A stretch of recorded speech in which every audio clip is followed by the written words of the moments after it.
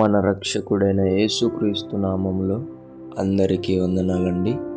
ఈరోజు దేవుని మాటలు కీర్తనల గ్రంథము 90వ అధ్యాయము 1వ వచనము.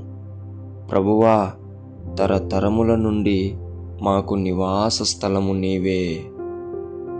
దేవుని బిడ్డలారా, మోషే భక్తునికి నివాస స్థలము ఆయన మాత్రమే.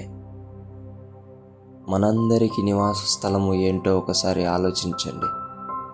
మన ఇల్లు కాదు, మన ఊరు కాదు, మన భూమి కాదు. ఎందుకంటే భూమి మనల్ని కాపాడలేదు, మన ఇల్లు మనల్ని కాపాడలేదు, మన ఊరు మనల్ని కాపాడలేదు. ఎవరు మనల్ని కాపాడుతారు అంటే ఆయన రెక్కల చాటు కింద ఉంటే మనం కాపాడబడతాం. ఆయన అరచేతుల్లో చెక్కబడి ఉంటే మనం కాపాడబడతాం. ఆయన ప్రేమలో మనం ఉంటే మనం కాపాడబడతాం. ఇప్పుడు అర్థమవుతుందా మన నివాస స్థలం ఏంటో? ఆయన రెక్కల చాటు మన నివాస స్థలం, ఆయన అరచేతులు మన నివాస స్థలం, ఆయన ప్రేమ మన నివాస స్థలం.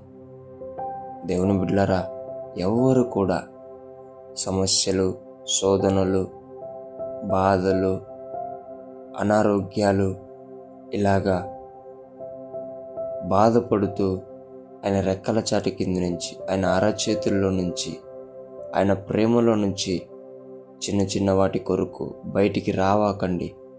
ఎందుకంటే కోడి పిల్లలు తన రెక్కల చాటు కింద నుంచి బయటికి వస్తే ఎన్ని ప్రమాదాలు వాటికి ఎదురవుతాయో అంతకంటే ఎక్కువగా అపవాది మన మీద దాడి చేస్తాడు.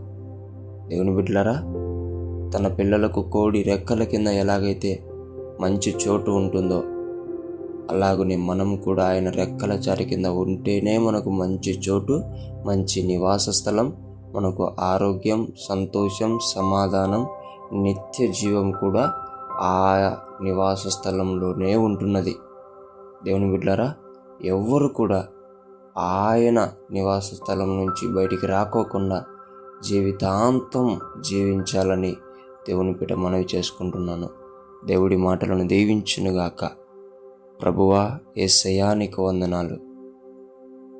నేను ప్రార్థిస్తున్నానయ్యా, నీ బిడ్డలమైన మేము నీ రెక్కల చాటు కిందన, నీ అరచేతుల్లో, నీ ప్రేమలో నివాసమును కట్టుకొని మేము ఎల్లప్పుడూ జీవితాంతం జీవించుటకు కృపను దయచేయమని యేసు నామములో ప్రార్థిస్తున్నాం తండ్రి. ఆమేన్.